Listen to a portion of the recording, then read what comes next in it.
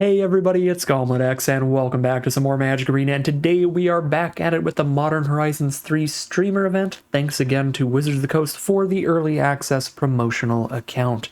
Without further ado, let's hop into another premiere draft of this brand new, not even released yet, format. We've got a sweet looking rare here with Shill Gengar. I'm gonna call it Shill Gengar because it has Gengar in the name, and that's a sweet Pokemon. But it's a 5 mana 6/6 flyer. If it doesn't have any detrimental effects, that's already an incredible card. You can sack another creature to create a blood token. And if you sack an angel, you can create blood tokens equal to the toughness. That's cute, but probably not particularly relevant. And then for 3 hybrid white or black mana, you can sacrifice 6 blood tokens and return each creature card from your graveyard to the battlefield with a finality counter as a vampire. So that doesn't matter too much. Basically, this is a mono-colored 5 mana 6/6 flyer. It fits into any black deck as just a really solid, gigantic threat. So I think we just take it. That seems like an excellent way to start a draft. For pick 2, ooh, one thing that's really cool here, and is maybe not the right choice, but I don't care because it's early access, and I don't know what almost any of these cards do yet. But Shill Gengar is a free sacrifice outlet. You can sack a creature at instant speed for free any number of times to make those blood tokens.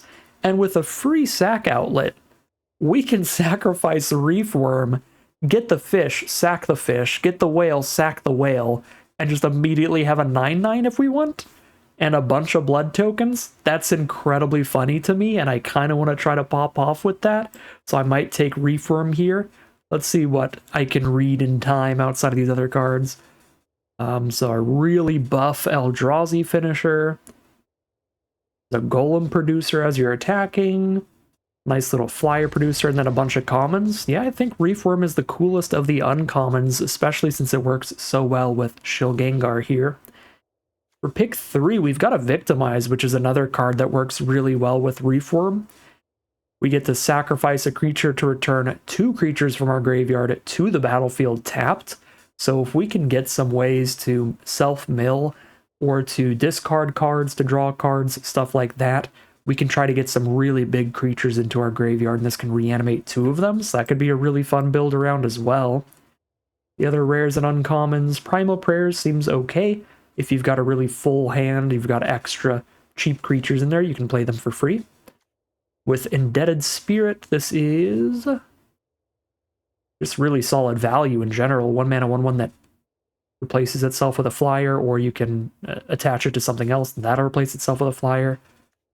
The Knot Master for black-white modified, but we started the format with that, so yeah, I'll go for the Victimize here.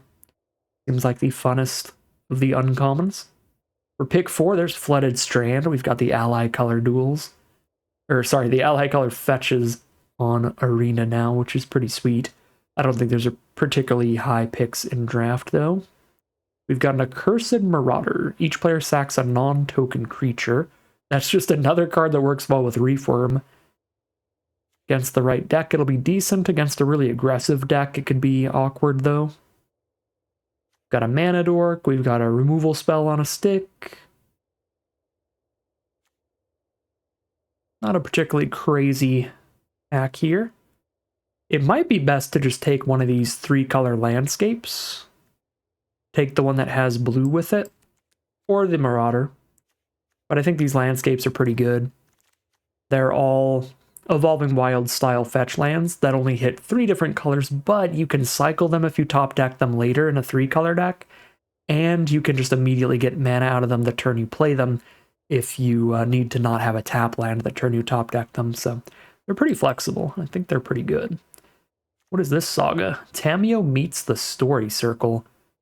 Until your next turn, whenever a creature attacks you or a planeswalker gets -2/-0, you can discard a bunch of cards to investigate a bunch, then you can shuffle stuff back. That seems pretty mediocre. Twisted Riddle Keeper. Whenever you cast the spell, tap up to 2 target permanents and stun each of them. It's pretty good, but you have to have colorless mana available to emerge it, but you can get colorless mana out of these landscapes. Riddle Keeper's pretty cool, but I'm going to take another landscape here. Pick number 6, there's a Grave Dig. 2 mana for a 2/2, or 4 mana for a 2/2 and return a creature from your grave to hand. You get to play a Gravedigger at 4 mana, so just an even more flexible version of Gravedigger does seem quite strong.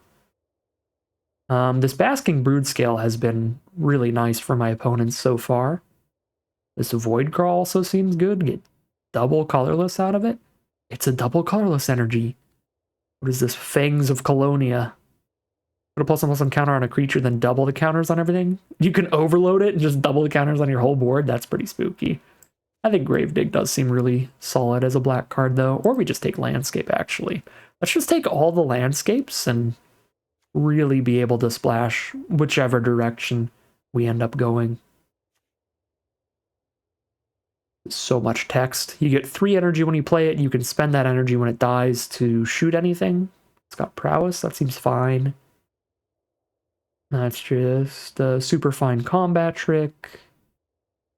A little aggressive Eldrazi.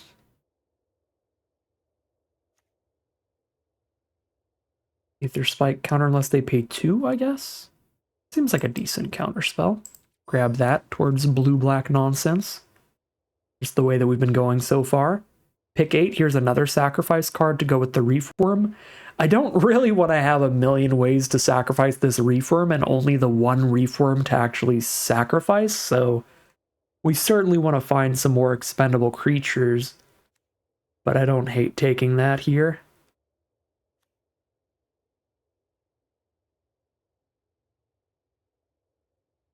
Expanding Ooze seems pretty good, though. Even if it just buffs itself. I'm going to take the Ooze over the Insight. Pick 9. Destroy some multicolored stuff. That's a really good threshold ability on this. If somebody has 7 or more cards, well, if we have 7 or more cards in our grave, we can just sack this to draw 3. That's huge in the late game. I'm going to take this Colosseum. Like a really flexible blue spell land. Here's another counter spell with that Aether Spike.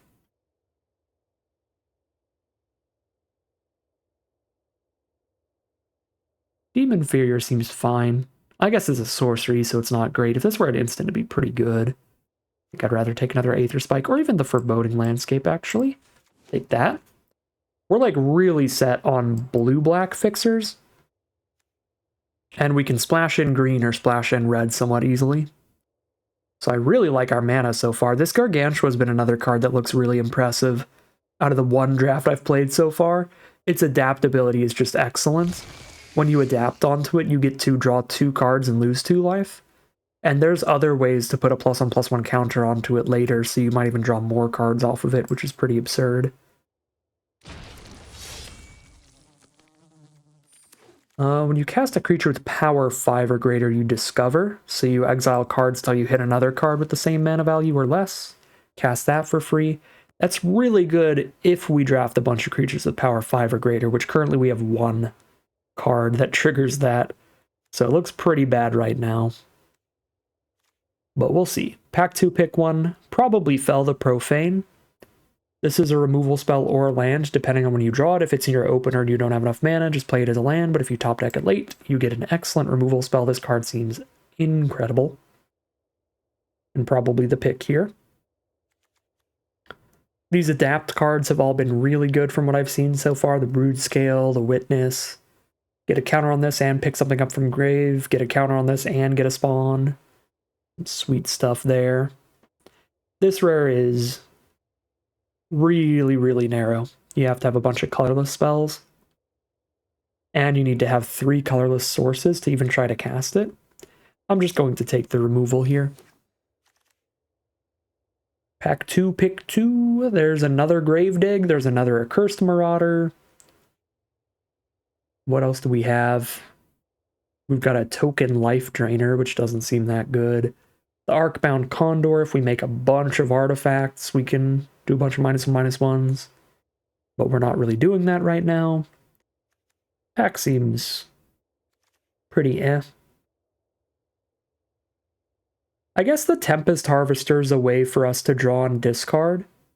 So we can try to use this alongside some high mana value creatures to maybe victimize something out. That's pretty cute. Yeah, this does synergize really well with Victimize, right? Because it's going to draw a card, discard a card twice. And it's also just going to have this 2/1 left behind when we run out of energy that isn't really doing anything.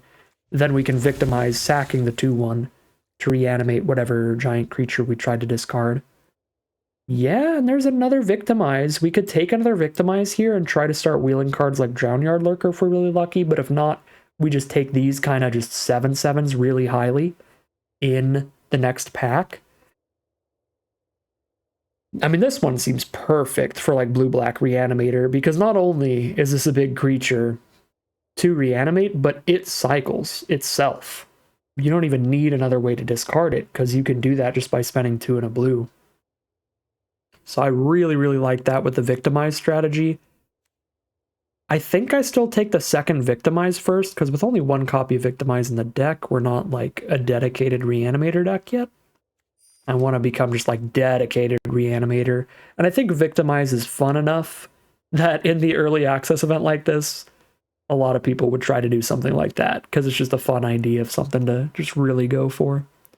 What is this? Beginning of Enchanted Player's post-combat main phase, there's another beginning phase. So you get another untap, upkeep, draw.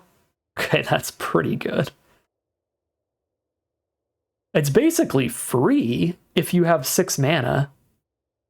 Because you play this in main phase 1, and then in main phase 2, you untap all your mana and draw another card. This Horrid Shadow Spinner is like perfect for Reanimator, but that seems wild, this Shadow thing. 6 mana is a lot, that's the big issue, but seems really cool. Sneaky Snacker. Whenever you draw your 3rd card in a turn, return it from your grave to the battlefield tapped. Okay, that's one of the weaker draw 3 payoffs. I mean, it seems fine, but I don't even think we're drawing 3 that often. We've got 1 draw 2 spell, the Fetid Gargantua, which would mean that if we do this during our turn, we'll have drawn 3 cards, because we drew 1 in the draw step and then 2 off of the adapt. But it's just that and the Colosseum right now. Let's take this Creation of Avacyn thing, I guess. We can search our deck for any creature we want to play for free. We just have to lose life equal to its mana value. It's cool, though. This is a mana dork for only colorless spells and abilities. It's kind of... Take another landscape, I think. I guess there's a Dream Drinker Vampire, which is fine for the lifelink. Vexing Bauble doesn't really do anything, though. I'll just have all the landscapes in the draft pot if nobody else wants them. There we go. Now we have double Victimize, and we have a Drownyard Lurker. And Drownyard Lurker, as I said before, kind of the literal perfect creature for a Reanimator deck, because it lets us cycle it and put it into our graveyard. But not only that, it's like the perfect creature for a Victimize deck, because it creates a token when we cycle it. So it gives us the card to sacrifice to bring it back, which is pretty wild. There's another Gargantua. This is a fine card to reanimate, I think. A 4/4. Looks pretty fine to me. 5 mana instant speed, draw 3, get a spawn. Unfathomable Truth seems good too, but I really want to up our big creature count now that we have double Victimize. Want to splash in any of this green stuff? Not really. So we'll just take this mediocre blue creature. At least it's flexible, right? It comes as whatever size we need. Do we need a flyer? Do we need a huge blocker? Grab what we need. I think I'll play Gravedigg over another Marauder here. Another Drownyard Lurker. Let's go. Pick 11. That is beautiful. This deck's going to be fun. We've got the double Lurker to go with the Victimize. We even got the Shadow Spinner to come back. So blue-black is wide open. This lets us draw 2, discard 2, which is another way to dump some big creatures in our grave. Really hoping we can open up just some really expensive, really high mana value bomb, rare, or mythic. I don't even care what colors it is. I'm just going to shove it into the deck to reanimate it. Let's see. Dang, we missed, but we hit a 3rd copy of Victimize for consistency. Sure, whatever. I mean, that's just so funny. I cannot resist that. This is going to be a sweet one. Honestly, I should probably take Wither and Bloom and actually have some more interaction in here instead of just like one counterspell. But triple Victimize is wild.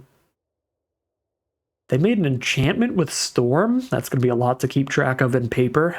Make a bunch of token copies of this thing. That's not bad, though. Try to turn your opponent's whole board into 1/1s if you cast enough spells.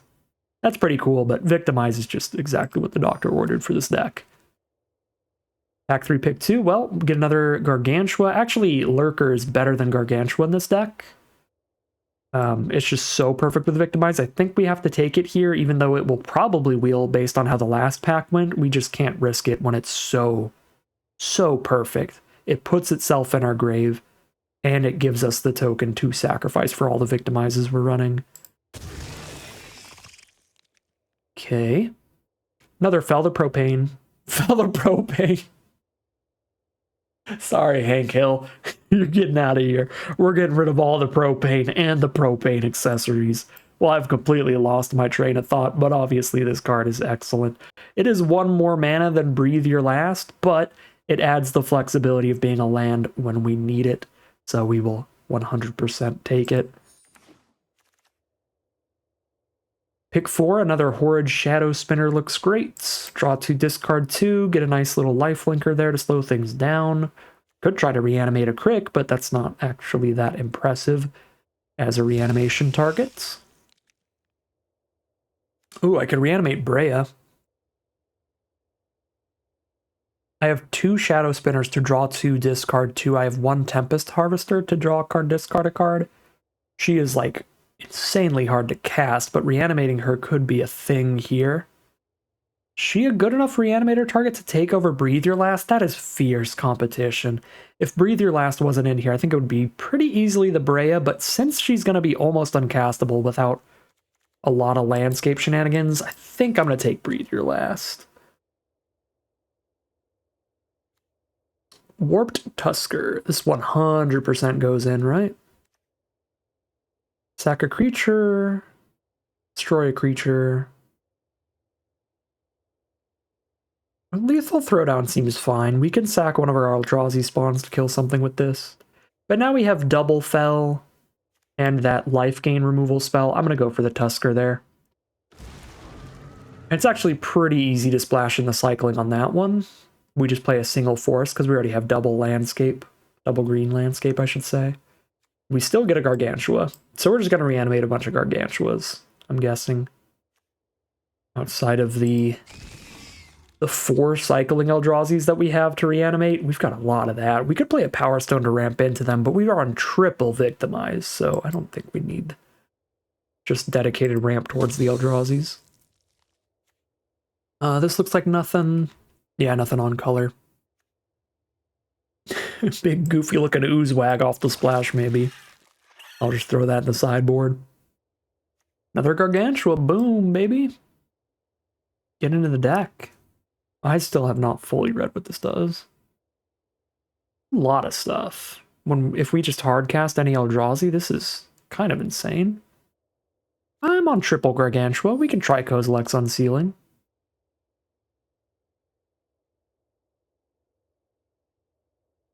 It is an awkward one, because it's like a little bit Winmore, right? Where it doesn't do anything unless you're already casting like 7-drop creatures, and if you're casting 7-drop creatures, you're probably already like winning. So, I don't know how good it is, but it's still a thing. Oh my god, we wheeled Brea. We wheeled Brea. That's the reanimation target right there. Join us.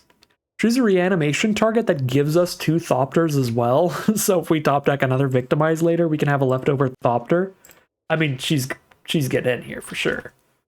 Right? I mean, do we actually have the landscapes to get all the colors? We do. I'd have 2 white sources off of a single plains.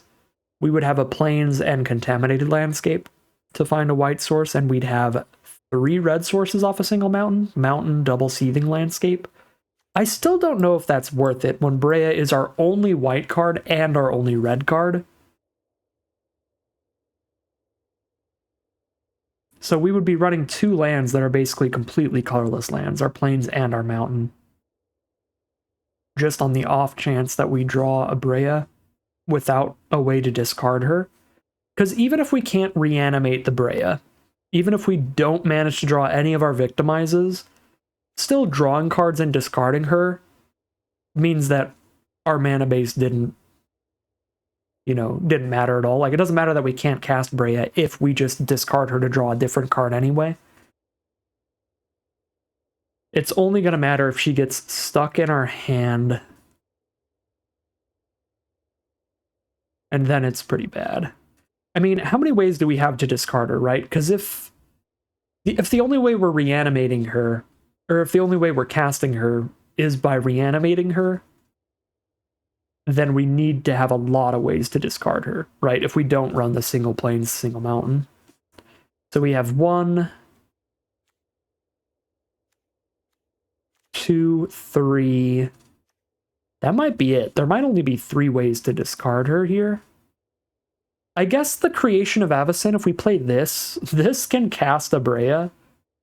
We can spend 3 mana and 4 life to cast a Brea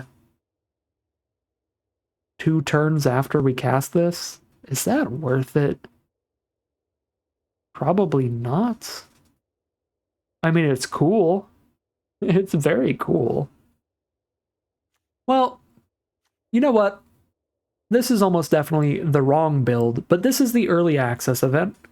I'm using Wizards of the Coast's Monopoly money and not my own gems.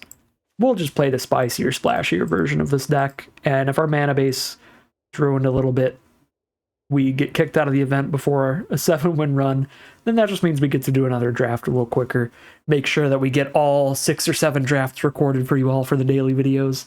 I don't mind that. We'll try the 1 plains, 1 mountain for the off chance of casting a Brea.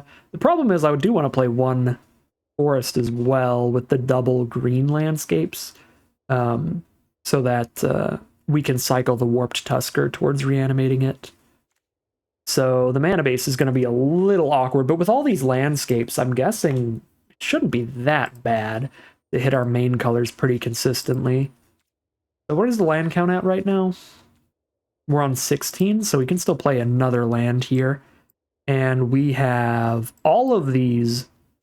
Every single one of these can grab blue or black, so actually this might be fine. Because if you think of it that way, then we have 5 ways to get blue or black mana. And then we have 4 blue sources, 4 black sources. That's 9 ways to get blue and 9 ways to get black. That's as good as most 2-color decks are going to be, a 9-9 split of their main colors. Not bad at all. And I get to throw another land in here. We're on 17 black, 9 blue, so let's just put in 1 more black source. Boom, we're on 10 ways to get black mana and 9 ways to get blue mana. Not the worst mana base ever for a deck that's splashing in 1 random green cycler and a 4-color Brea. We'll do another check of the mana base after I cut everything and decide exactly how I want the mana to look here.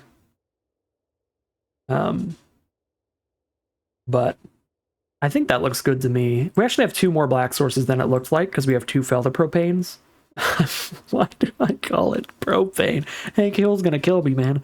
I'm probably just gonna call it that on purpose now. Because that's twice. That's too much. First time, shame on me. Second time, that's just like... that's a theme from now on. This is the Felder-Propane. Anyways, I lost my train of thought again because Hank Hill came in. I was gonna start talking about the mana, about how when you have modal double-faced lands, one of the really nice things you can do with them is for every 2 modal double-faced lands, you can cut 1 of your lands. That way you get the flexibility of these both helping you not mana flood and not mana screw. Because with 17 lands and 2 modal spell lands, it's kind of like we're on both a 17 land deck and a 19 land deck at the same time. So usually, for your average deck that would want to be a 17 land deck, if you have 2 modal spells, then you want to cut 1 actual land so you can treat your deck like a 16 or 18, or if you have 4 of the modal lands, then you can cut 2 lands, so then your deck is like a 15 land deck or a 19 land deck, right? You want to keep 17 right in the middle of those numbers, but I think this deck, because we're a Reanimator deck that can also hardcast these in the late game, would want to be an 18 land deck naturally, which means that instead of cutting a land for these two, we would have played like an 18th basic, so I'm basically cutting the 18th basic for the double Fel the Propane so that we can treat it as 17 as the lowest land count, 19 as the highest, depending on how we play these. If that makes any sense at all. I'm not the best at explaining that, but you want your average land count that is desired for your deck to be right in the middle of the numbers between if you use these as exclusively spells and if you use these as exclusively lands, so that way you can use them kind of 50-50 as wherever you need them. So because we want 18 lands on average, we want 18 to be the number in between 17 if we use these as spells, or 19 if we use these as lands, and obviously 18 is the number between 17 and 19. Anyways, we do still need to cut 4 more cards. This Corrupted Shapeshifter looks incredibly filler. I mean, it's a 4-mana 3/3 flyer, it's a 4-mana 2/5 vigilance, it's a 4-mana 0/12 defender, it's whatever you need, but it is the definition of filler. Just gonna kind of do its okay thing. I'm gonna cut that. This Dream Drinker Vampire doesn't really have any synergy for our deck, but it is a cheap little lifelinker to try to keep us alive. I think I'm cool to just be pretty slow. I mean, I would be bummed out if I just get 3-0'd by some aggro decks and we're just 0-3 and out of here. So maybe it's worth keeping in just for that, just to trade off, but I think without synergy, I'm going to drop it here. Just go for a bit of a slower deck, hope for the best. I feel like we have enough top-end spice to not try to do the Kozilek's Unsealing thing, which is like, again, like if we get to hard cast these, we're going to completely take over the game. But I kind of feel like if we're hard casting 7/7s and 6/8s and stuff, we're already gonna be quite a bit on board, whereas this card doesn't help us when we're behind and we're getting like aggroed out early or anything like that.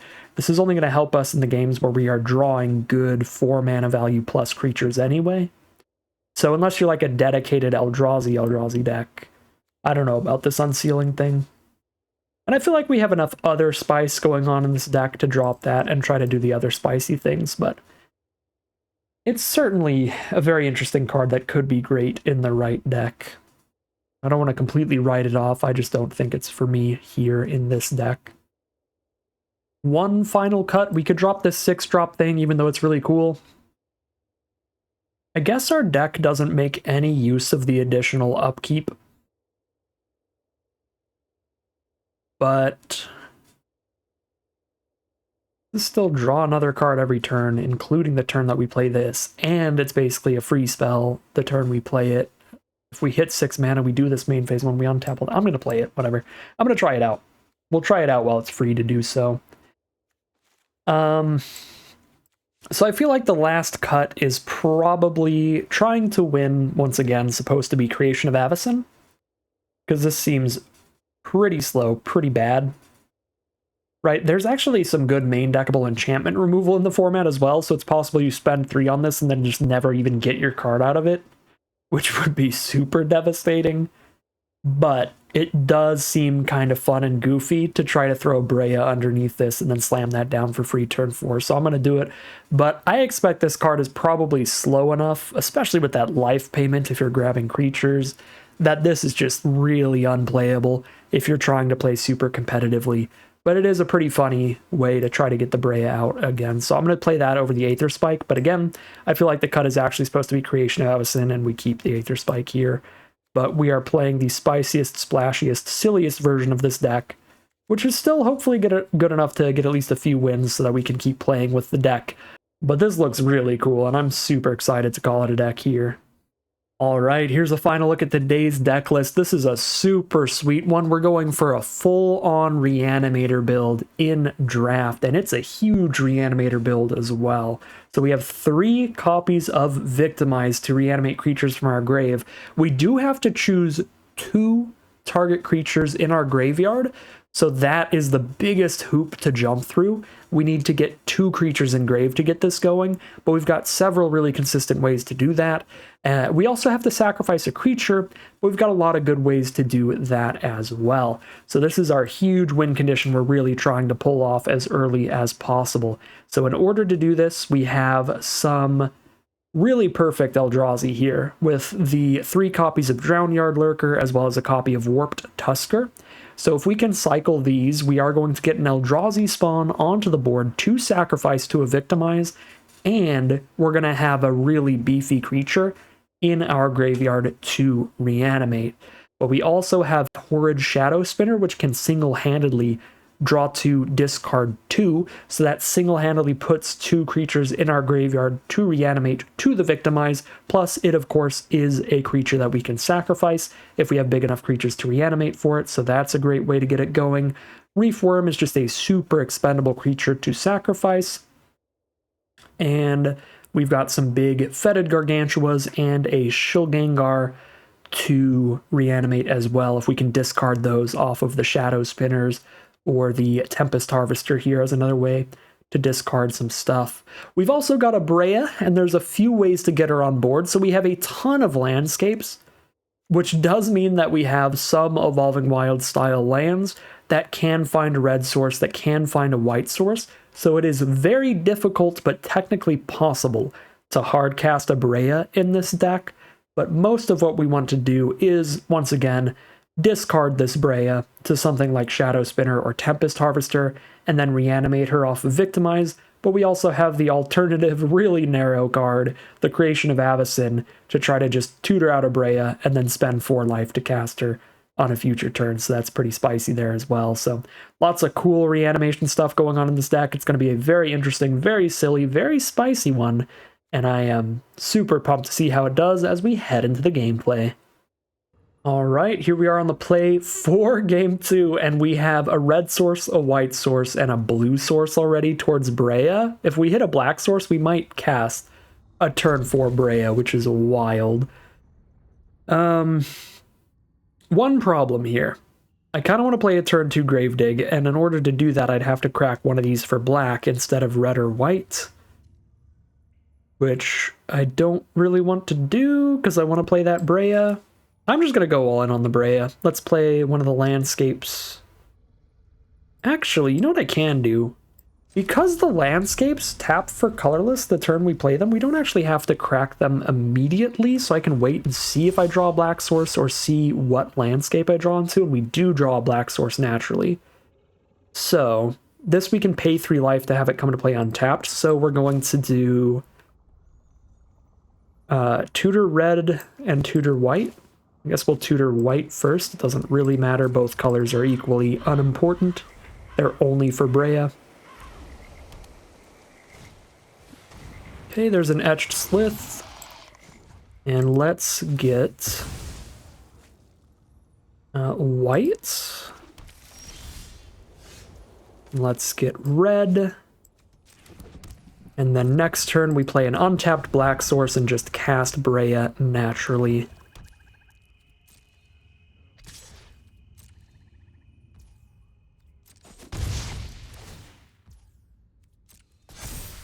Okay, so that thing keeps getting bigger every time it hits us, and it has Menace. It's pretty gross. We could sack both the Thopters to kill that, I guess, if Brea sticks around. That would be decent. Uh-oh. Cranial Ram can be a lot of damage. That's already going to be 2 extra power, and they can equip it to the Slith if they want.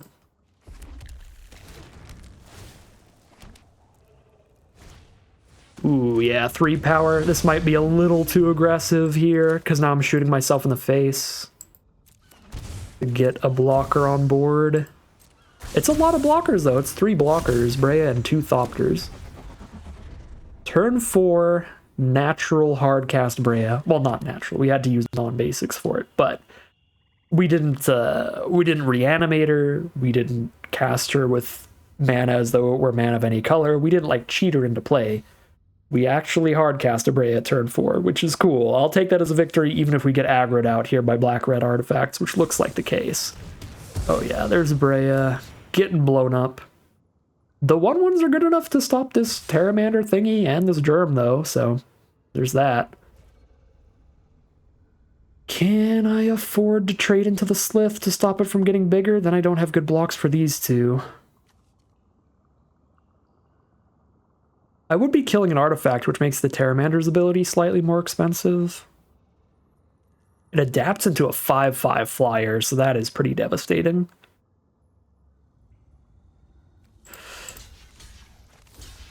I think I'm going to do that. I feel like they're probably just going to end up adapting this Pteramander and like throwing the ram onto it, and then we've got huge issues. Ooh, Victimize!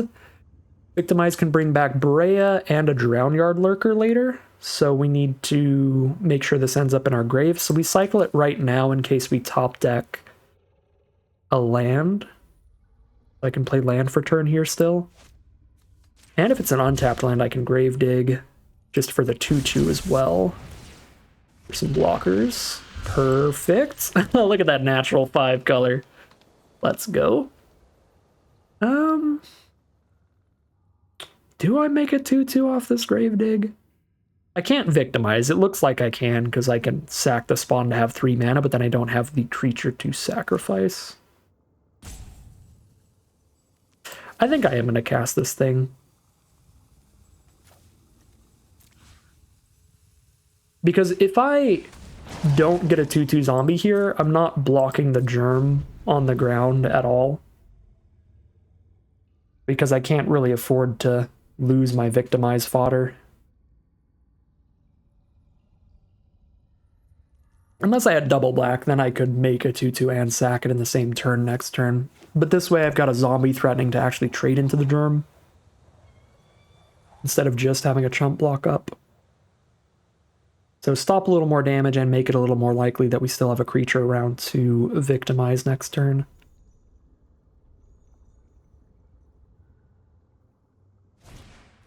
Oh god, another cranial ram? They just shoved those things on that flyer and we're having a real bad time. Because sure, I'm about to get some Thopter tokens, but they are not going to be big enough to deal with a 5 toughness Pteramander. Actually, 7 toughness. Once it has both rams on it and it has adapted. So we just do some chump blocks till we hit our second black source to actually kill the Pteramander.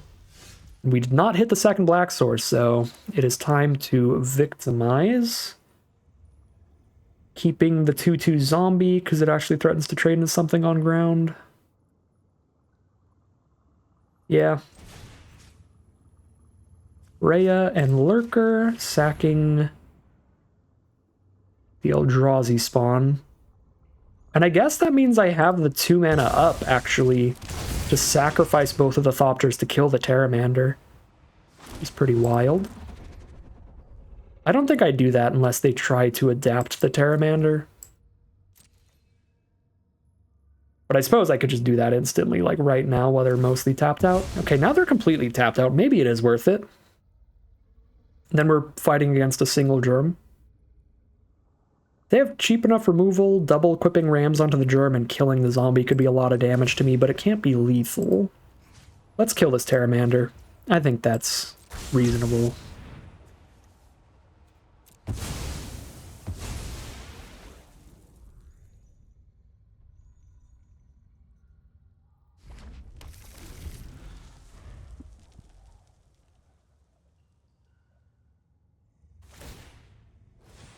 Big germ.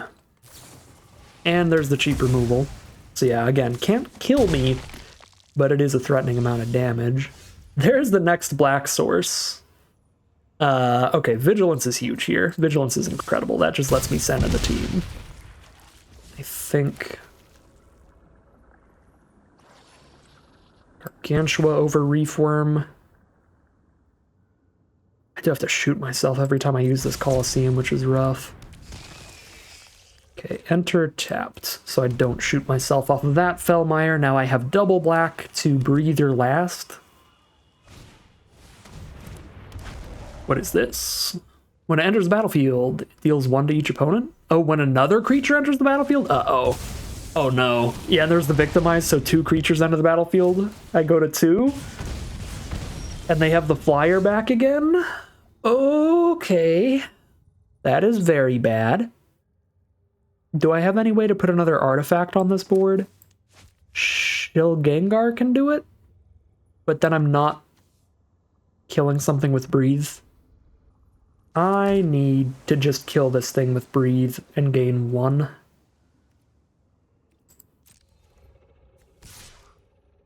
I also have to leave all of my blockers up because of Menace. I need to be able to block that, boop, and that. Sorry, this would be the double block, and then this would be the single block.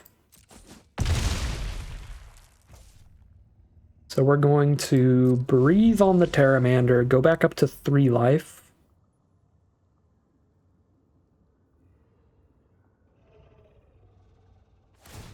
This is a sweet little Rakdos Artifacts aggro build from our opponent.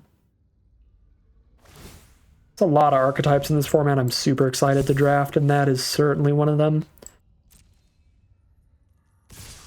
Y'all probably know by now I love my artifact nonsense. I don't care if it's aggro-y, control-y, whatever. It's pretty cool stuff. Make sure we keep the Brea around by doing this.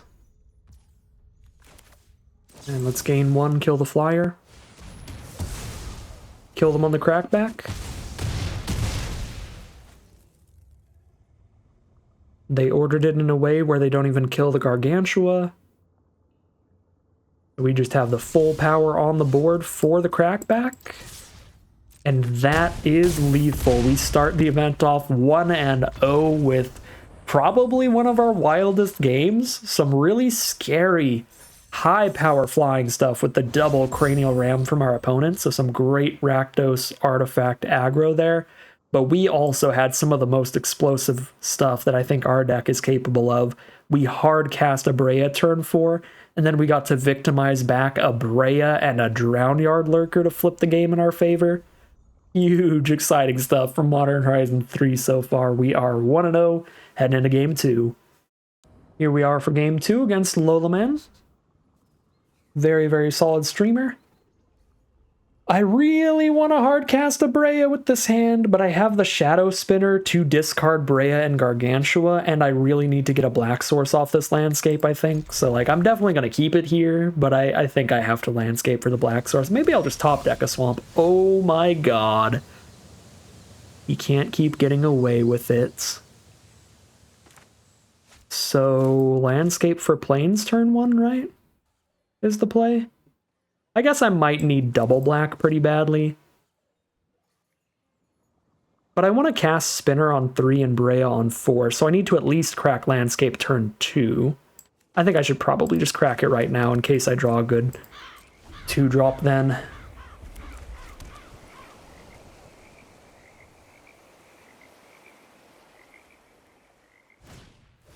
There's Glyph Elemental. That can provide a lot of early damage. Landfall gives them a +1/+1 counter on the Glyph Elemental, so it already is attacking as a 3/3 next turn. It's actually very threatening.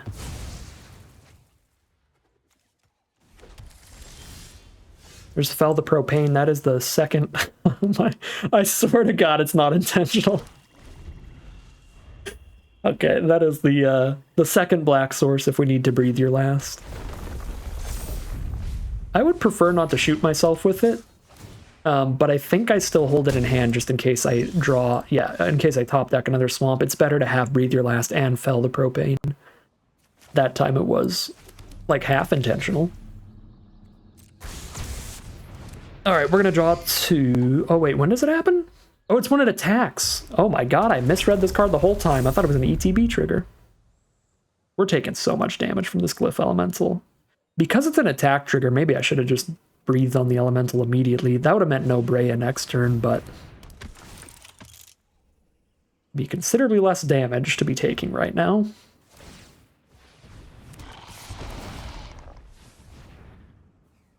Right. Yeah, this is pretty bad, I would say.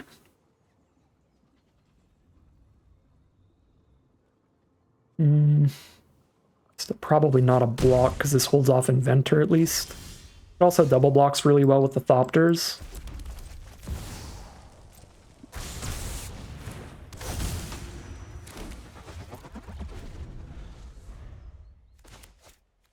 Drawn a lot of black sources here, so These removal spells are going to be super castable later. Conduit Goblin. The Boros energy stuff has seemed really explosive so far. The amount of stats you can get out super quick, and you can give it all haste as well. Very threatened by this matchup.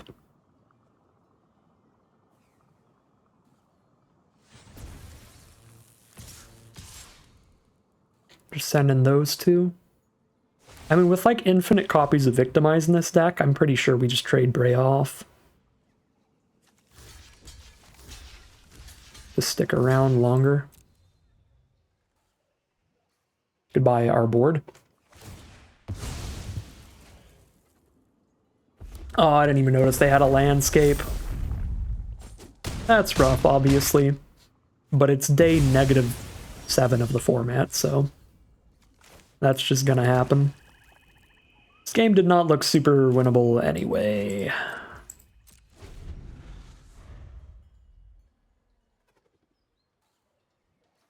This card seems broken in half. This is a 2-mana 7/7 now.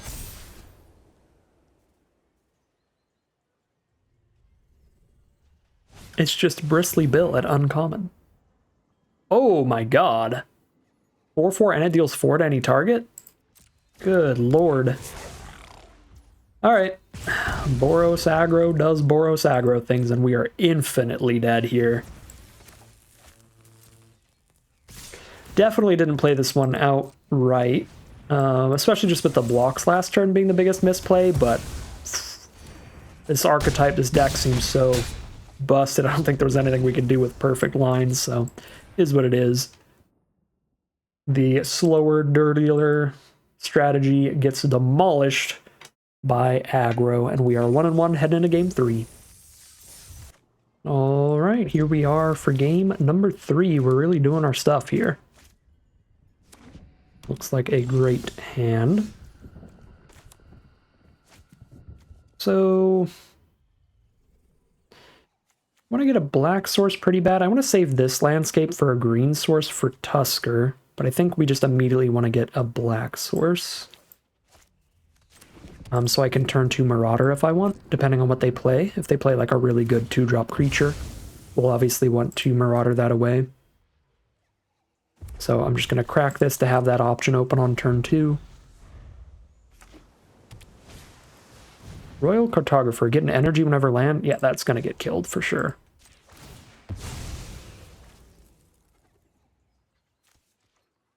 Energy for every land is already solid with the amount of ways to spend the energy. But I think for sure when it also has like a built-in way to spend the energy. They do need 6 energy, but draw 3 is like massive. Okay. No turn 3, cycle the Tusker here. Could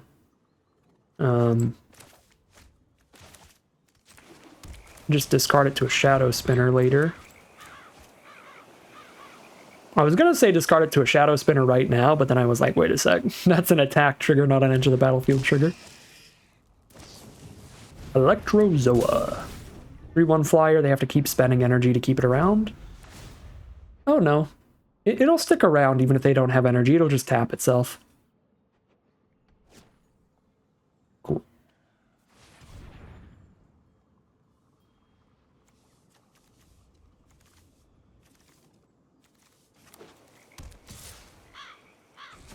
Down to 17. Scurry of Gremlins. Get a bunch of energy and a couple Gremlins. Fair enough. There's a Breathe Your Last. Need to play specifically a Swamp to do that. That's probably worth it though, considering that I have 6 mana in hand already. Towards the 7, casting the Tusker. I guess it depends what the Shadow Spinner draws. We definitely need to attack with that. Creation of Avacyn and a Drownyard Lurker. So now I can cycle the Lurker towards casting the Tusker.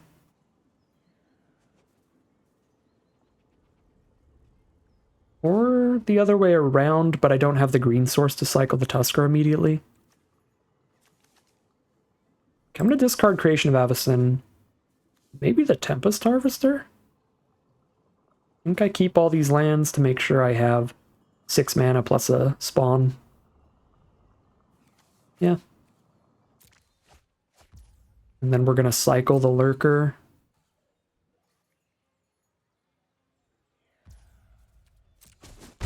But let's have the double black for Breathe Your Last up in case they cast something that makes me want to do that instead. Because they do have the energy to give their whole board +1/+0 in haste here.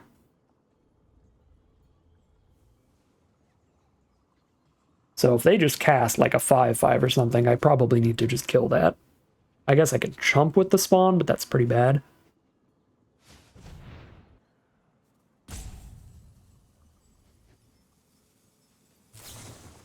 Rush of Inspiration. Draw 2, then discard a card at random unless you pay 2 energy.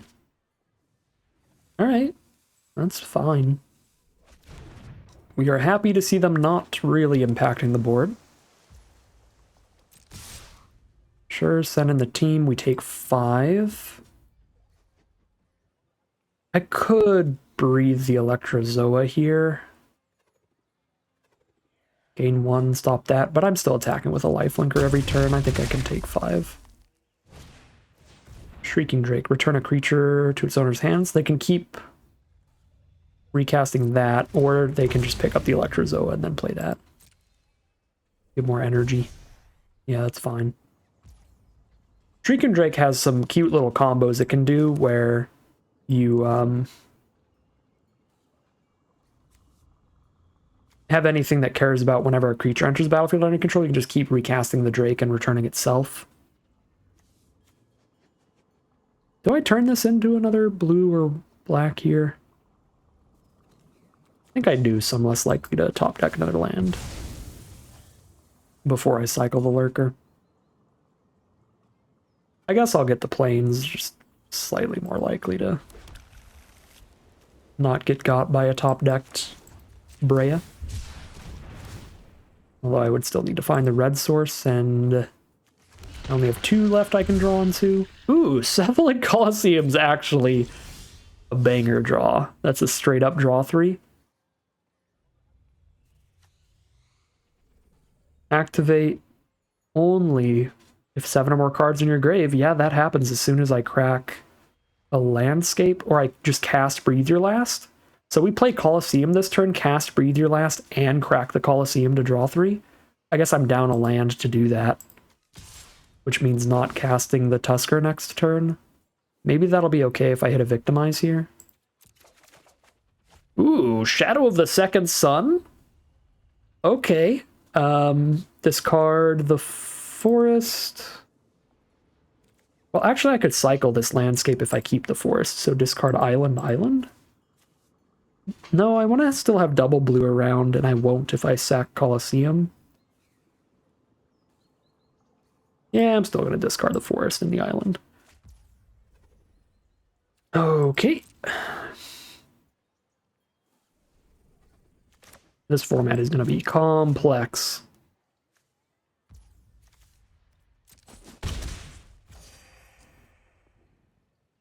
So, now,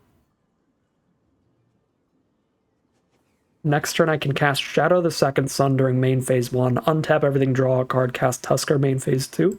So we're not using Colosseum yet because we don't want to get rid of the land, so we just play the basic. Because if I play the Colosseum, I have to shoot myself every time I tap it for mana, and I'm going to tap it for mana 2 times next turn. I don't want to take an extra 2 here. I just could have played Foreboding Landscape instead. And then just thinned our deck of another land here. And that would have been fine too. Gives us the green to cycle the Tusker, but we're like locked in on casting that thing.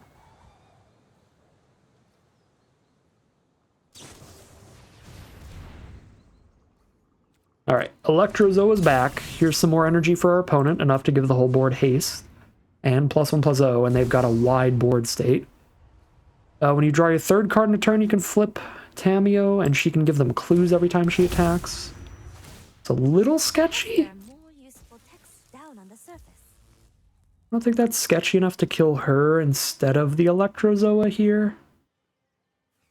But maybe it is. I mean, what's the flip side?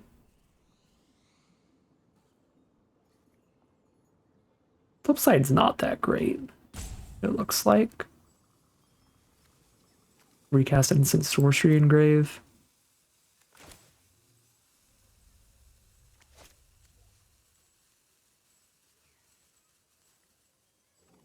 Yeah, I think we just stop the 4 damage from Electrozoa here. Let them get their clues. If they don't have a way to blow up the Warped Tusker, then they won't be able to send in Tameo anymore anyway, because we've got a 6/8 reach on blocks.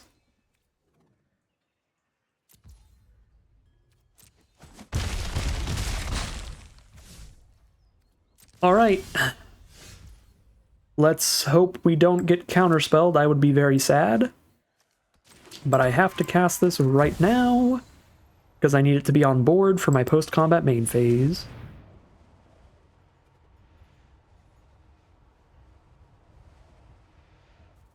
I guess they don't have a blue mana up right now, so it doesn't even matter if they do have the energy counterspell. Could send in the Eldrazi Spawn to send a message, because it will untap, but that's probably not worth it. There's a Victimize, let's go. We actually reform Victimize then? And just like RIP opponent?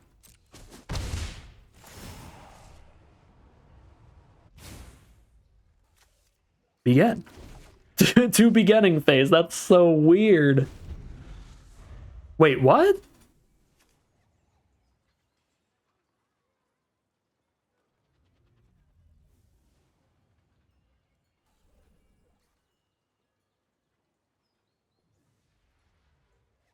Wait, why is there... Wait. At the beginning of Enchanted player's post-combat main phase,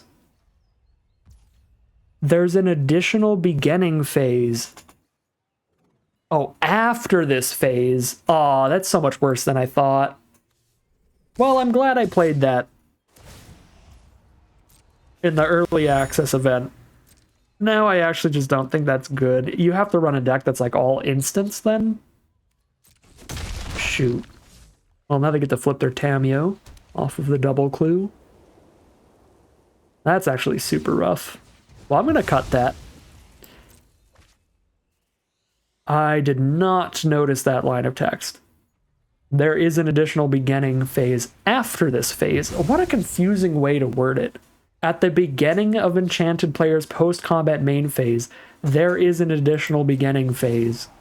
After this phase, those last 3 words being incredibly important. Why would you say at the beginning then? Why would you not just say after Enchanted player's post-combat main phase, there's an additional beginning phase? I don't know. Magic wording likes to be confusing. 17 cards left. Yeah, I'll take a mill out as a moral victory. We get there. Oh, there's no forest in there anymore. Okay, I need to stop cracking my landscapes then, because we might actually miss. There's now no more black sources in there either. Oh yeah, we discarded the 1 forest. Alright, reform Victimize, right? For sure, with this board.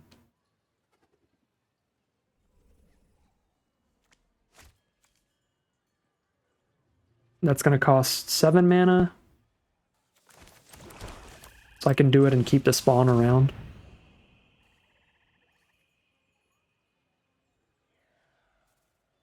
I guess I want to draw first in case we hit Brea. That'd be a better card to reanimate. Here's a 1/3 Shadow Spinner, right? Because that ability. Got 2 more Victimizes in the next 15 cards. Probably just going to cast a few Victimizes and hope that's enough. Return the Shadow to my hand. Okay, that's fine. My friendship has ended with this card. We're going to cut it after this. I might even just discard it here, honestly. With 14 cards left in deck and a draw 3 in hand anyway. I'm just going to discard that thing.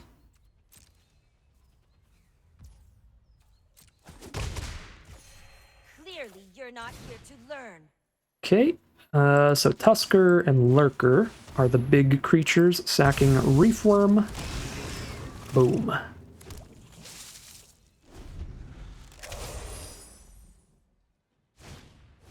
Now we've got Fell the Propane to throw at Tamio if we need to. So how does this thing work? They can just cast those cards, and if they don't, they get spawn instead. Not bad at all.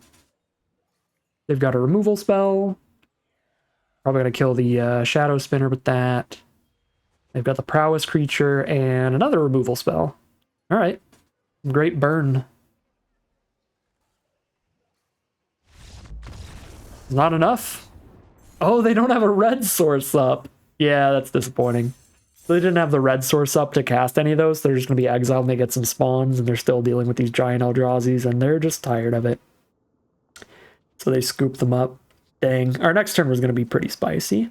Get the draw 3 off Colosseum, then see what we want to do.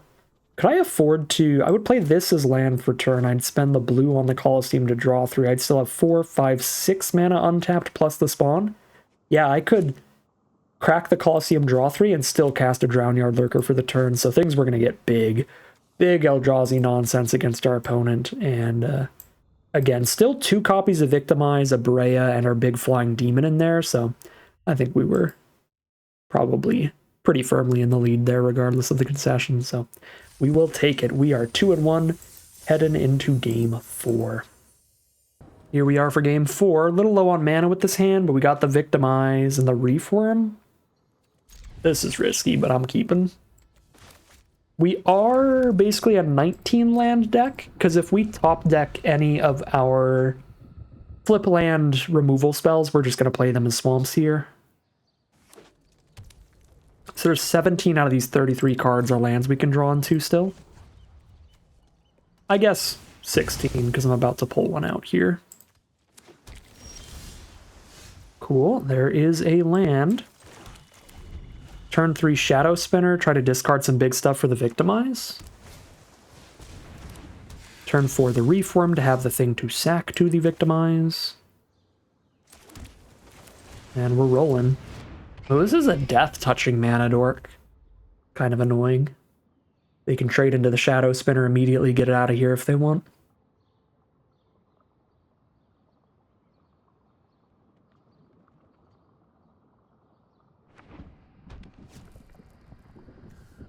Red, green, blue so far from our opponent, with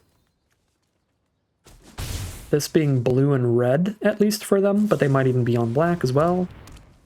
Utter insignificance. Loses all abilities and becomes a 1/1. Well, still have a 1/1, I guess. I'll take it. Now I need another way to get stuff in the grave, though.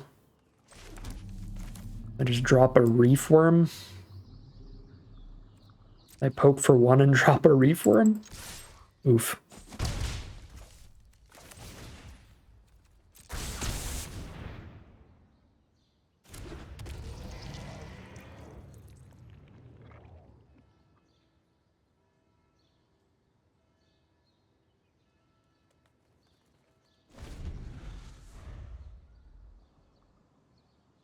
Well, any land gets us to the Gargantua at least.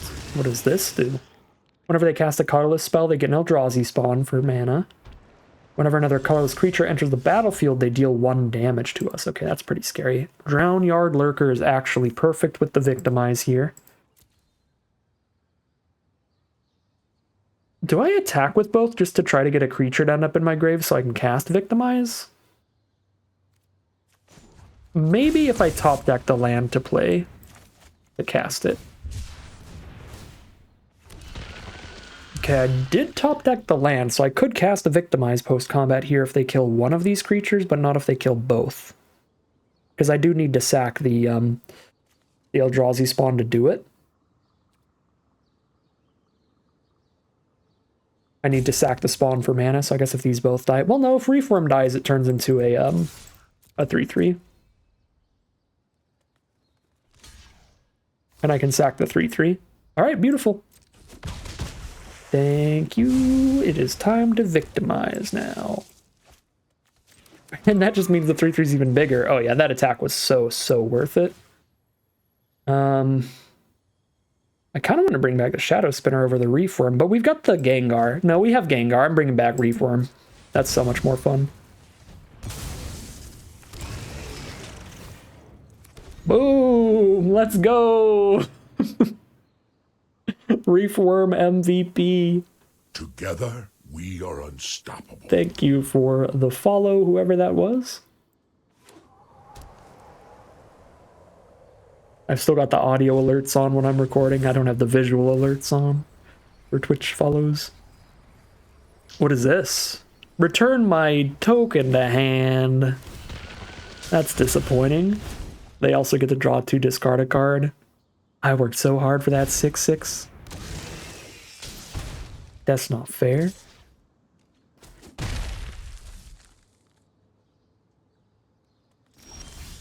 Fell the propane is here. Well, I don't have a second black source to actually cast it unless I crack this landscape, so I can't cast it this turn regardless, but if I pay some life to play it, then I can play Gengar this turn. And I feel like Gengar is worth it with a Reef Worm on the board. So let's cast a Gengar. Go to 10 to do so. Attack 6 blood tokens to return each creature from grave to battlefield. I wonder how many blood tokens I could even get. Sack another creature. 1, 2, 3, 4, 5. Can't get all 6 immediately, but I can get close.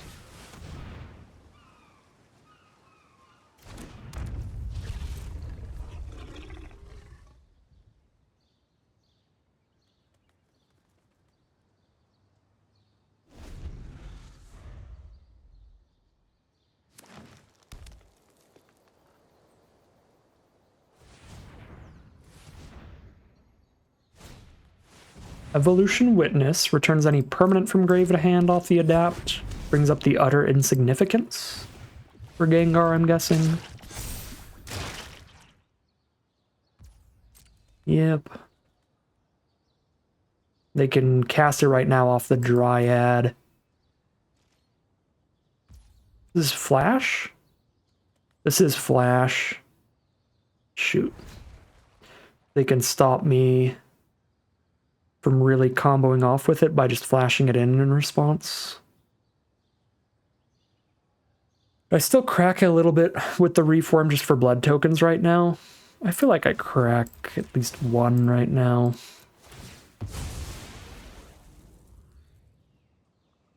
But they can stop me from doing it a second time, yeah. Fair enough.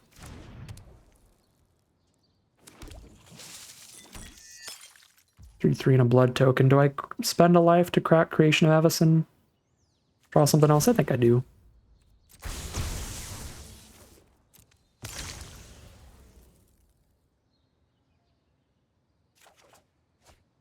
Cursed Marauder. Hello, Victimize.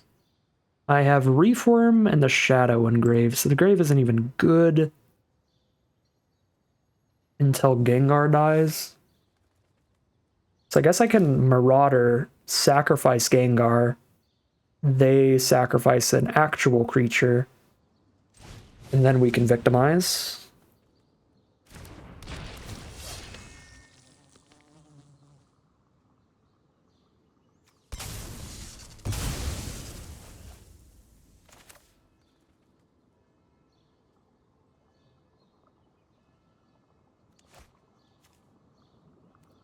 Gengar Reform.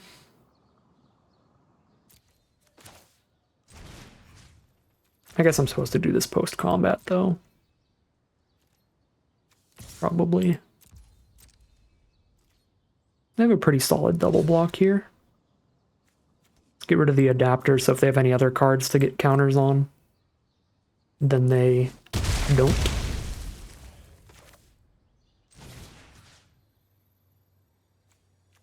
Maybe Gengar and Lurker is safer than Gengar Reform. I'm gonna go Gengar Lurker.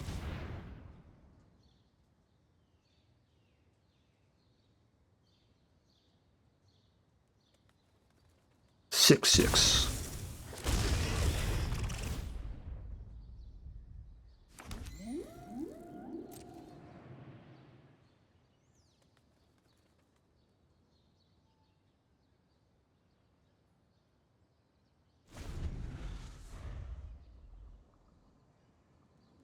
There's always a bigger fish until your opponent bounces it out of the water, and then the fish stop growing.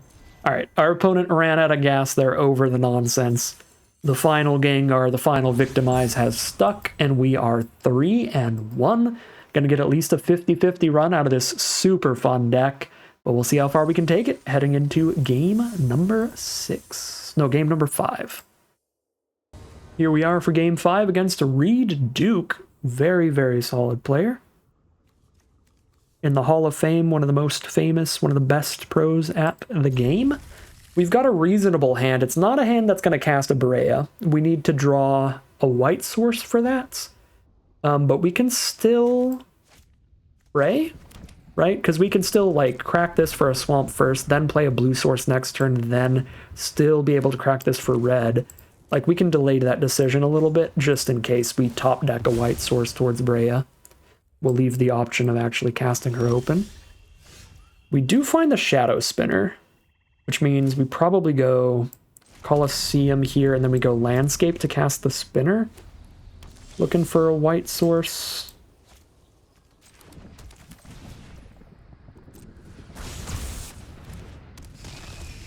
And this can dig for the white source, or it can just dump Brea into the grave if we find a Victimize. We're definitely dumping the forest if we hit other lands. And we do have one other land. We've got the black source there. There's the Expel. All right, well.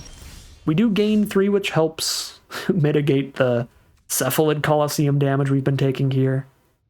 So at this point, it looks like drop a green source, grab a second black for these double black spells, and just cycle the Lurker. Yeah, we give up on Brea now.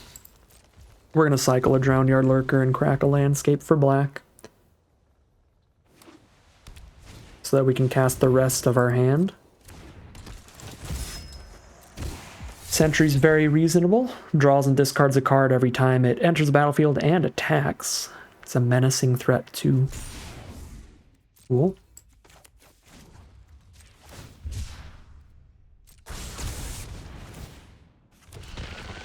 Did not hit the second black, so here we go.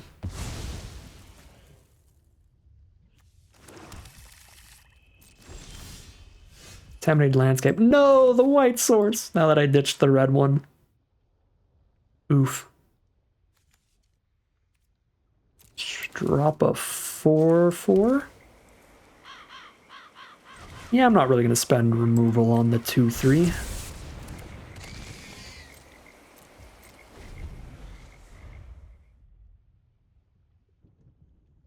I guess I could trade Marauder into the 2/3. Or I could have traded Marauder into the 2/3.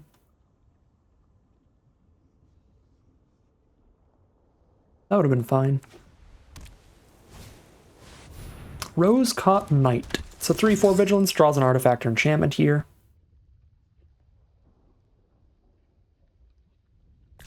And Reed fails to find an artifact or enchantment, so it is a 4/5 Vigilance. Just gets a +1/+1 counter instead of drawing them a card. They have 6 power. Gargantua cannot attack in unless I Marauder away the Sentry, then Gargantua can attack in. I guess Gargantua can attack in here, right? Because if Reed double blocks, then I can removal spell his Rose-Caught Knight and kill the other thing. And if he doesn't block, I can just draw the cards.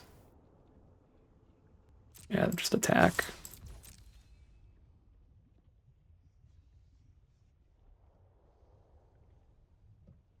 I could also just not draw the cards and just hit for 4. Also fine. Okay. It's a black and 2 to do that. If I cast the Marauder here, I can't cast a removal spell in the same turn anyway, so...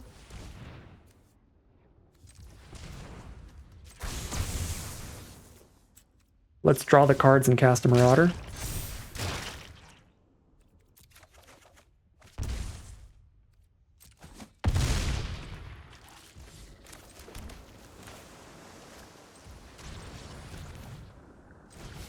Get rid of the 2/3 menace for 2 mana. And that's fine.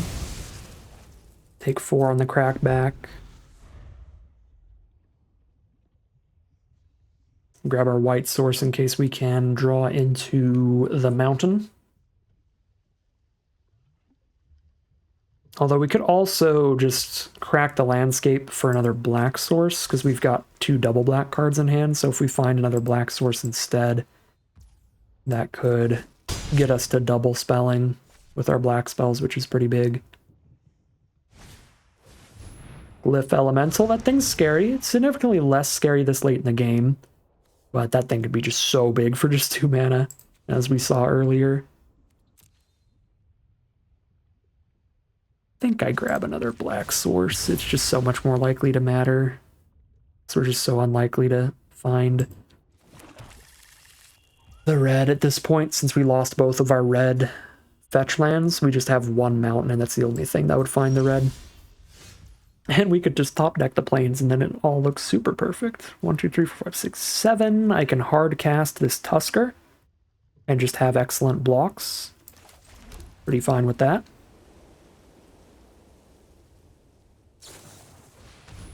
Dog Umbra.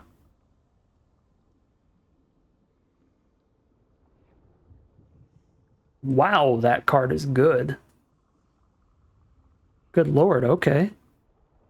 2 mana instant speed pacifism that doubles as a way to protect your own card? That's really good. Okay. Guess it doesn't shut off abilities. But yeah, it's just another one of those cards that shows off how high power level this format really is.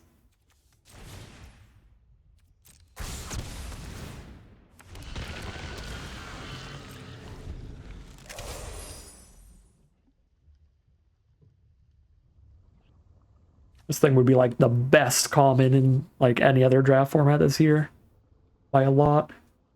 Well, maybe not. Outlaws of Thunder Junction is really strong too. This would probably be the best common in Murders at Karlov Manor or anything last year, though.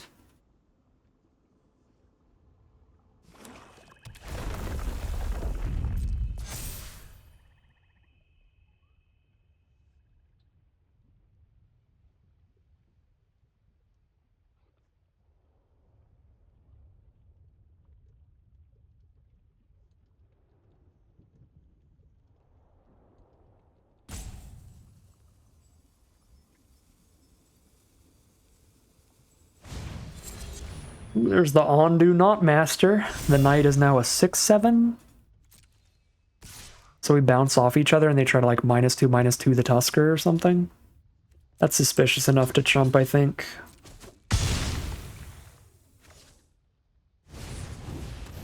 There's the Not Master, so now even if I removal spell the knight, the Not Master gets bigger.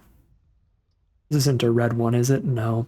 I can cycle this. That's actually kind of cool.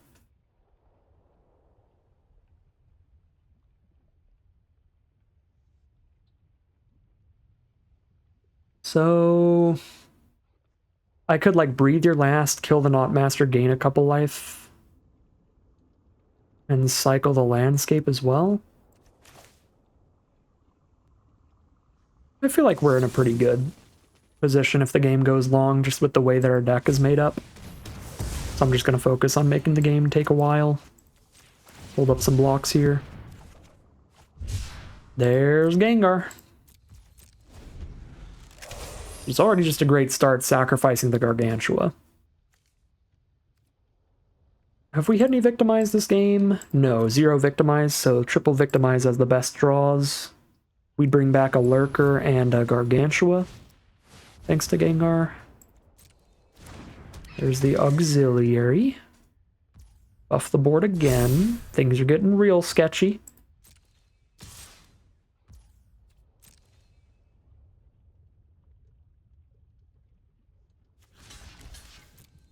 Jump again. Reed already showed us that he's likely got something that would kill the Tusker, attacking with a 6-power creature. A Gravedigg is pretty big. So I can Gengar and draw 3 for this turn.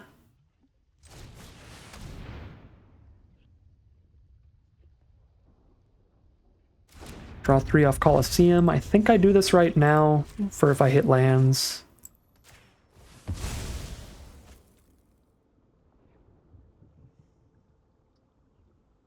Probably should have done it pre-Gengar. I'm trying to speed things up a little bit.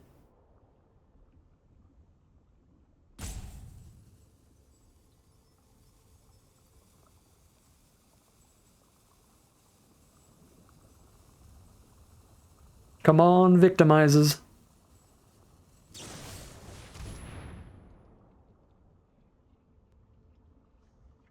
Oof. Alright, well. Get a token off Gargantua.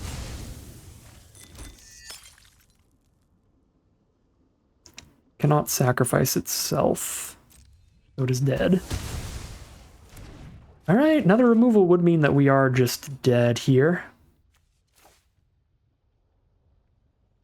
So that is our way to discard Brea towards the Victimize. Yeah, we're just gonna Victimize Brea back next turn, I think.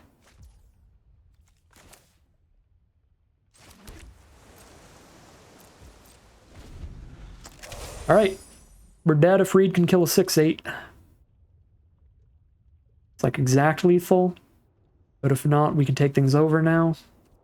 We finally hit our first Victimize of 3 in the bottom 16. Don't do it to us, Reed. Don't you dare.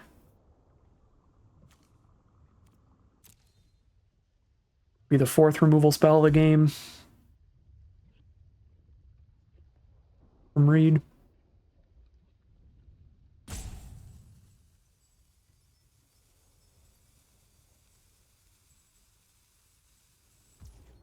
I am hoping this means no hard removal with how long this has taken. I think if it was hard removal, Reed would just do it and we're dead. Okay, cool. If it's soft removal that finishes off Tusker, whatever at this point. I just really need to buy another turn because then I can Victimize and have Fell the Propane up. Alright, cool. So now I can sack a spawn instead of zombie here. Do I have the mana to actually do everything I want here? No, I don't actually get to hold removal up alongside the Victimize. If I Grave Dig instead of cycle a Lurker, then I can have 2 mana up for Brea's ability, which is pretty huge. Yeah, so we Grave Dig. Grave Dig instead of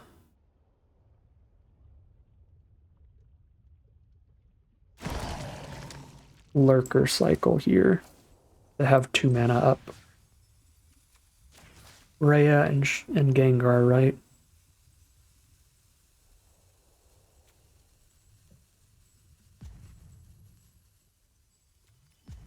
Definitely Brea.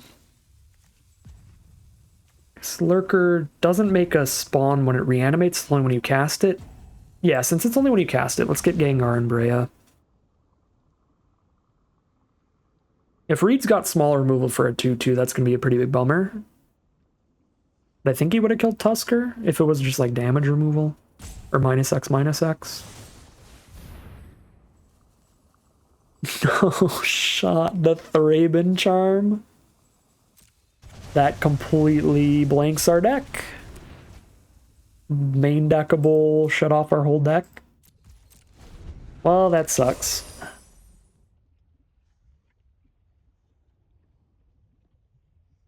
That's a huge bummer. Now we just have no shot. He's got his own Gengar. Man.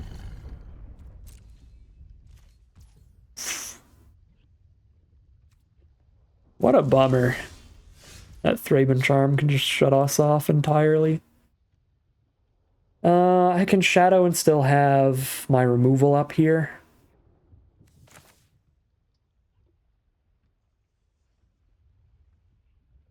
If I go full control mode, I can fell the Gengar as well before Reed untaps.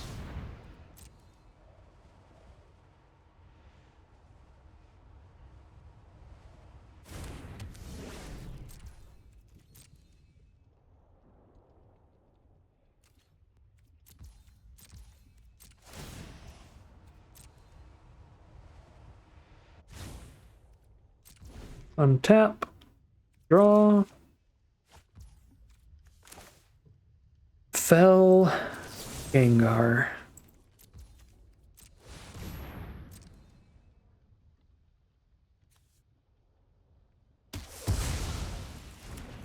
I'm a little scared of just milling.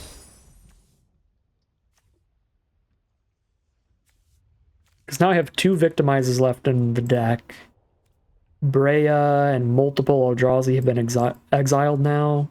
Gengar's been exiled.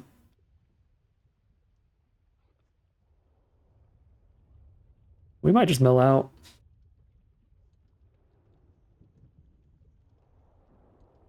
I still have to draw cards, though, for now, and try to get ahead on board.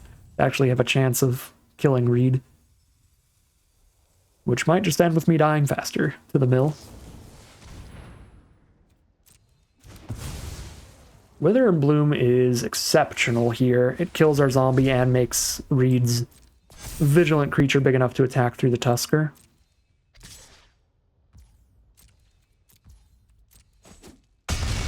This card has just been like S+ tier common in every game I've seen it in so far. I still don't think I've had an opportunity to draft more than like 1 copy. Well, we found another Victimize now that our graveyard is exiled, sadly.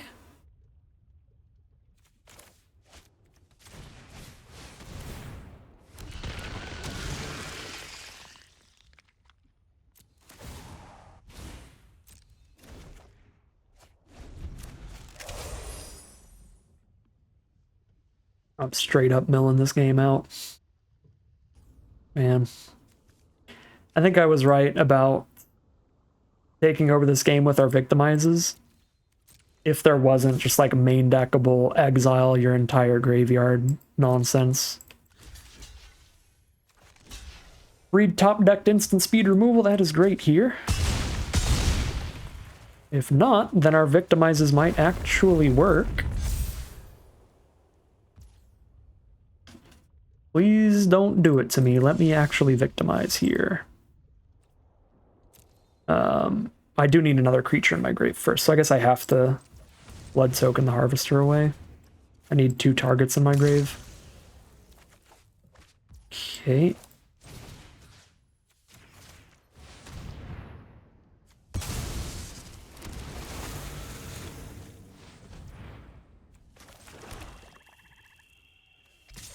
Reed can double block, but that's pretty good for us. If he doesn't have another way to exile our whole grave, we have another Victimize to draw into later. Cool. Untap everybody to have the blocker for the flyer. We slowly getting there off this Shadow the Second Sun thing. 6 cards left. I mean, we gotta get there pretty quick. With 6 cards left. Oh no, exile it for 2 turns? That's enough for the flyer to kill me. Reed, why do you have 10 removal spells? Stop. Victimize, you are not enough to not die to this flyer right now. And Gargantua, myself in the face, go to 1. Also draw and discard off the Harvester. Reefworm, that also doesn't stop the flyer. It's too much removal.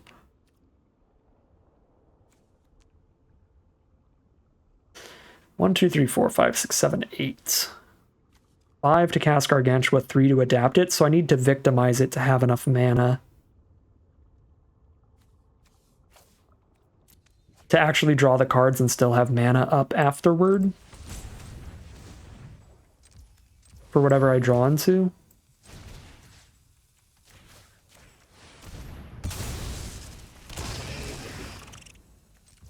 I don't even know if I have removal left, but let's find out. I pray that I do.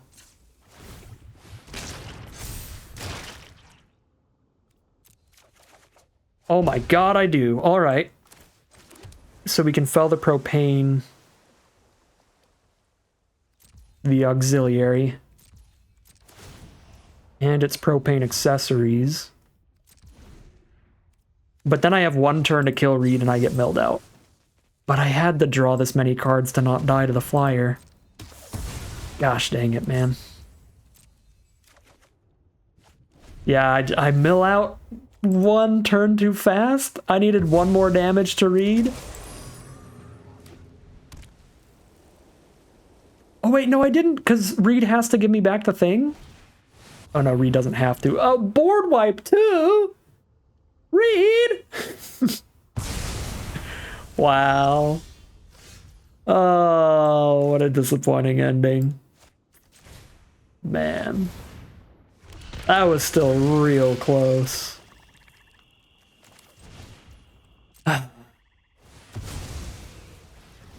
I can't believe we still almost got there through our whole graveyard getting exiled. That was just the most devastating part of the game. But we mill out in the end. Kind of felt like just a pre-sideboarded matchup. Wild, wild stuff. 3-2 heading into game 6. All right, here we are on the play for game a lot. Just doing more reanimation nonsense with the deck. I think I dropped this for a black source immediately. So I still have the option of using this for green towards this. If I draw into Victimize, I'm definitely going to want to cycle that to get the token for the Victimize. So I want to be open to still having my green fetch if we need it based on how we draw. We haven't drawn a Victimize, but I still think we're probably cycling Tusker. So I'm just going to use the green fetch here. So we have the ability to do that turn 3.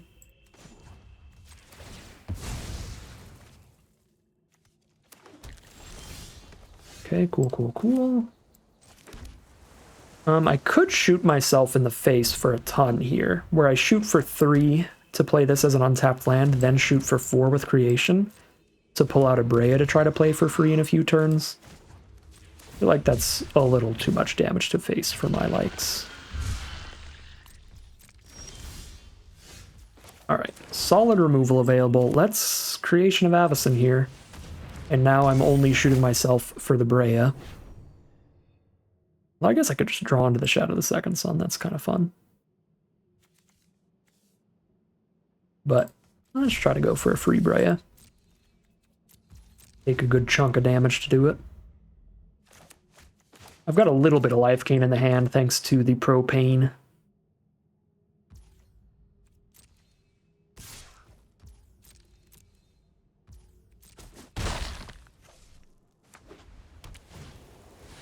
More obstinate gargoyles. Okay. Here's Gargantua. I'm not going to spend removal on a card with Persist. It would just come back from the grave as a flyer. It's also going to be a flyer if they suit it up with anything. +1/+1 counter. An aura, an equipment, anything like that. This is such a weird format that Modified is the black-white mechanic in the set. So interesting. And there's that broken common removal spell. The removal spell that also protects your creatures. Can probably chump more than 2 damage with this Eldrazi spawn if I keep it around for later.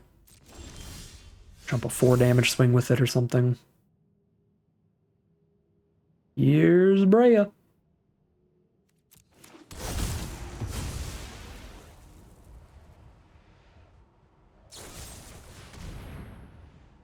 They gain a bunch of life off of that, but I do still get to now pick up Brea with a Gravedigger or Victimize later. Sure. Do need to find one of those cards. Is it worth shooting myself for 2 here? This Persist is so annoying. I think I have to shoot myself here to find something better to play right now. It is not a white source. So we're more likely to find a Victimize than a White Source at this rate, which means getting a Harvester down. Discard one of these is going to be good. Got a lot of black spells here, so we want to crack this landscape on black. And now we are definitely chumping. Which luckily, even if they modify the gargoyles, now we have flying chump blockers as well.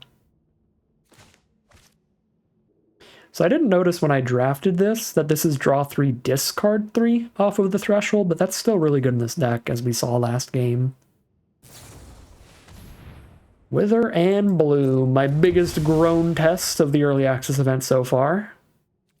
Just been consistently bonkers. Here it's going to kill my best creature and turn one of those gargoyles into a 3/3 flyer. Actually, even worse for me. If I kill one of the gargoyles, that puts a counter onto it so that it'll just persist again later. That is like super bad.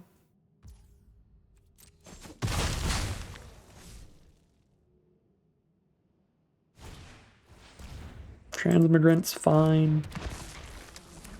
All I really need to find is an Eldrazi, in theory. Because they're down to 1 card in hand. If that is not removal that can kill a giant Eldrazi, I can just block these things.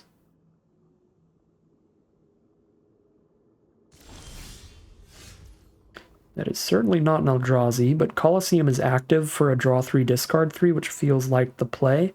I won't have the mana up to cast the Eldrazi immediately here. But it still feels like the best bet.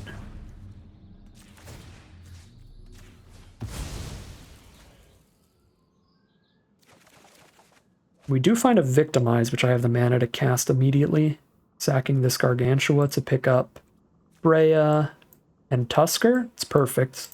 Big reach creature and a couple more Thopters. So we discard, let's see, 1, 2, 3, 4, 5 mana. I want 3 mana to Victimize and 2 to sack Thopters, so I can discard these extra lands. And then we discard probably a Cursed Marauder. Seems really bad against their deck with Persist and this reanimation ability as well.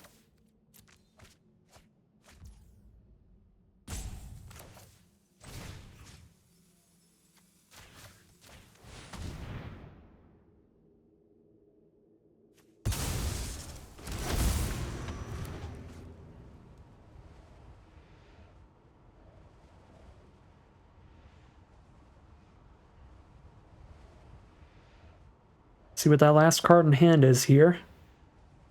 Because they're thinking about something. They're not going to do it yet, whatever it is.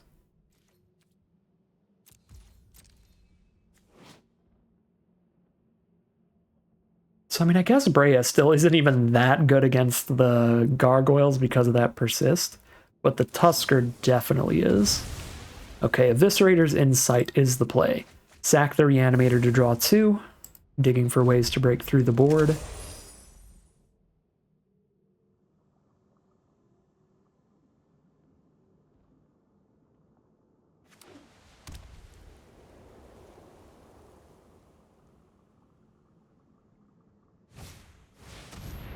Rose-Caught Knight, digging for another artifact or enchantment to modify the board up with. They find Wormcoil Larva, a really good artifact creature, splits into a couple tokens to put in some work. Chump. Chump. Kill the knight. Seems best. There. A little confusing to click on the right ones there. Cursed Marauder. I have to sack Brea or Tusker.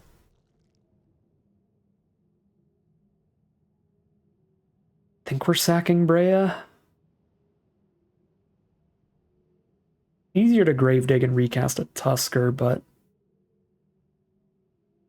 Tusker's the better, like, immediate blocker here. Okay, another Drownyard Lurker. I don't have the mana for that unless I shoot myself in the face, which I can't really afford to do.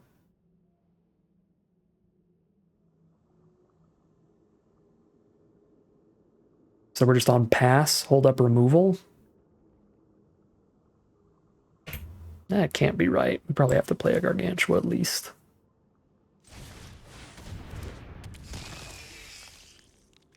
Because again, I'm really not removaling the gargoyles particularly well. I think I have to play this as a tap land at this point, so I know I can Lurker next turn and start getting Vigilant attacks in with that. Also gets me closer to like 4 mana Grave Digging and also breathing in the same turn.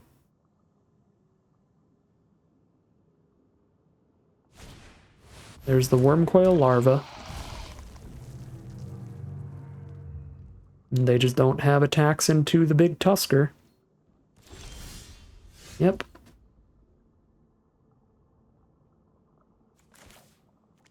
4, 5, 6, 7. I can cast just a Drownyard Lurker and that's it. Or I can hold up the removal to shoot the Wormcoil Larva, which feels pretty important.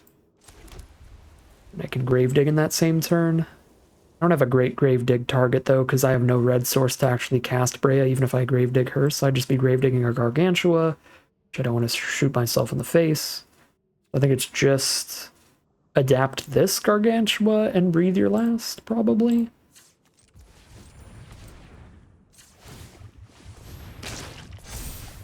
Like, I can shoot myself one time here, but I don't think I can, like, reanimate another Gargantua and do it again. There's a Victimize for Brea. Brea Gargantua would be the victimized targets. It's not bad.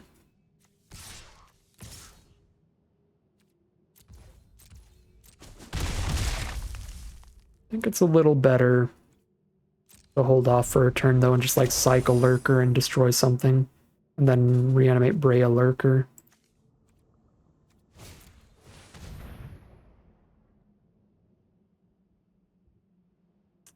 Marauder is super annoying.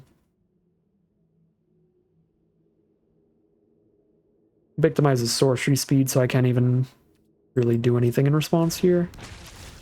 They're just going to try to lethal me on this attack, I think.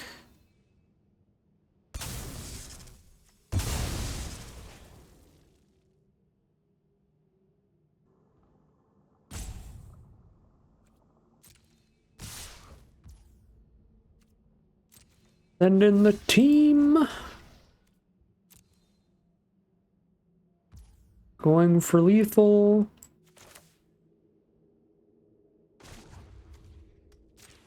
Wait, no. Oh, my auto tapper. My sweet auto tapper killed me.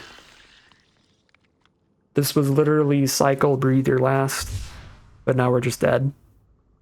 Oh, well, we get to draft again.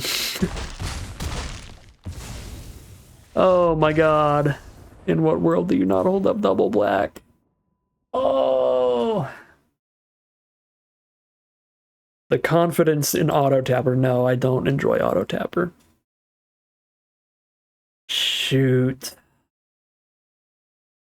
I even held it for a second there, and there was a moment I could have been like, those aren't the right lands highlighted. Oh, that's so frustrating, because that was an interesting one to see how it was going to end up, because we were certainly on the back foot. We were going to have to play really tight to try to stick around, but I think our deck just, like, we're so far ahead in cards here, and we have enough impactful spells. We could have grinded out a long one here.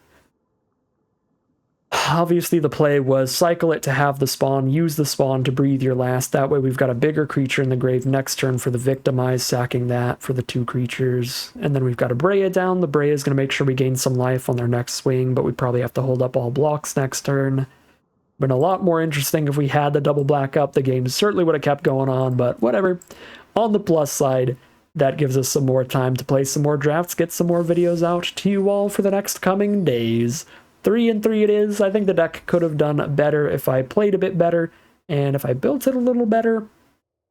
But 3-3 is very, very reasonable for this fresh into the format, this early in the format, and playing some subpar, just kind of fun cards like Shadow of the Second Sun and the Creation of Avacyn. I think the Brea Splash actually has worked out considerably better than I thought it would have. So I don't think this deck is that far from the best build possible, but cutting these 2 for some better like cheap life linkers or something like that. Could have worked out pretty well for us. Yeah, outside of that, just a little bit sloppy stuff. The auto tapper play in that last game completely stealing that game for us. That one should have still been going on for at least a few more turns, even if we do end up losing that one. But I think this deck idea was really sweet. It certainly has some legs to it. It is certainly a playable and powerful archetype, and I think with some better matchups and some better plays, this is certainly the kind of deck that can potentially trophy. I mean, our second loss was pretty brutal as well. The fact that there's a common main deckable removal spell in white that also completely blanks this kind of deck that can just like exile your whole grave is so brutal for the Reanimator strategy. Like, that was super rough against Reed, and we still got pretty far ahead on board in the end, to where if we hadn't drawn so many cards, if we weren't at risk of milling out, maybe we could have still gotten the victory there. So that one was a really rough loss. And outside of that, this is just a slower archetype that got out aggroed a couple times, especially the second time because of the auto tapper nonsense. So yeah, don't hate it at all. Certainly not the kind of record you love to see. You'd like to get some positive records, some super high wins, maybe even some trophy runs. But considering what happened overall with our matchups and with our misplays, I think this is a super reasonable spot to be. But that is going to end today's video. As always, I'd like to thank my patrons and YouTube members for their support, as well as you for watching the video. If you enjoyed it and you're interested in seeing some more, you can always like, comment, and subscribe to let the YouTube algorithm know to send you some more in your recommended feed. If you'd like to catch me live, you can check out the Twitch channel in the link in the description below. And if you'd like to support the channel directly, you can check out the Patreon link in the description below. But other than that, as always, thank you very much for watching, and I'll see you again soon for some more Magic Arena.